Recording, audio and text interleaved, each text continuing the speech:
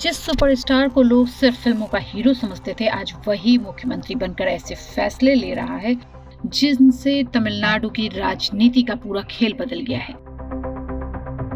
लेकिन अब विजय सरकार एक ऐसे फैसले को लेकर सुप्रीम कोर्ट पहुंच गई है जिसने नई बहस छेड़ दी है।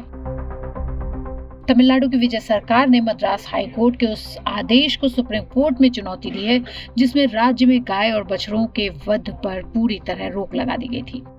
सरकार का कहना है कि यह आदेश तमिलनाडु एनिमल प्रिजर्वेशन एक्ट 1958 के खिलाफ है।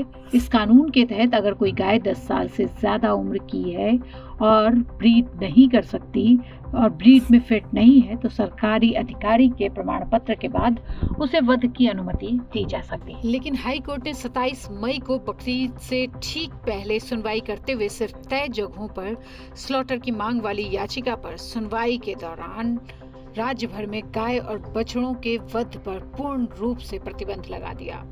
अब विजय सरकार का कहना है कि अदालत अपने अधिकार क्षेत्र से आगे बढ़ गई है और कानून में जो प्रावधान है उन्हें पूरी तरह नजरअंदाज नहीं किया जा सकता।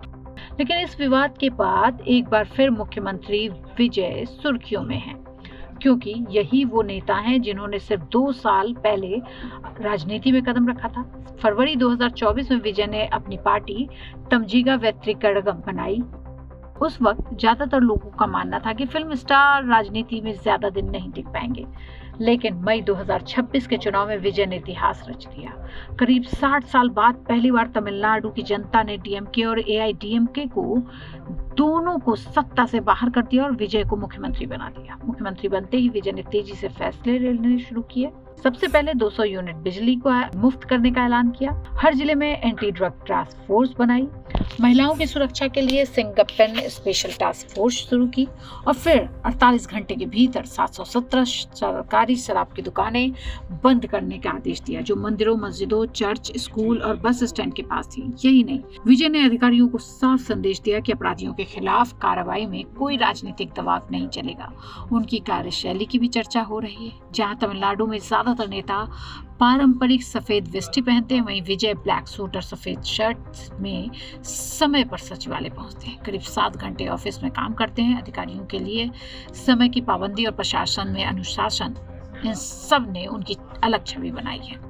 आर्थिक मोर्चे पर भी विजय ने बड़ा विजन पेश किया। 2035 तक तमिलनाडु की अर्थव्यवस्था को $1.5 ट्रिलियन तक पहुंचाने का लक्ष्य रखा, जिसका नीति आयोग के उपाध्यक्ष अशोक लाहिरी ने भी जमकर तारीफ की। सरकार ने 620 अम्मा कैंटीनों के सुधार, किसानों के लिए पैकेज, जल जीवन मिशन की परियोजना को फिर से शुरू करने और भ्रष्टाचार पर सख्ती से फैसले लिए। हालांकि विजय अब भी कई चुनावी वादे पूरे नहीं कर पाए हैं, जिसका मुद्दा उठता रहता है। और अब गाय वध कानून को लेकर सुप्रीम कोर्ट पर पहुंचना विजय सरकार के सामने एक नई कानूनी और राजनीतिक चुनौती बन गया है।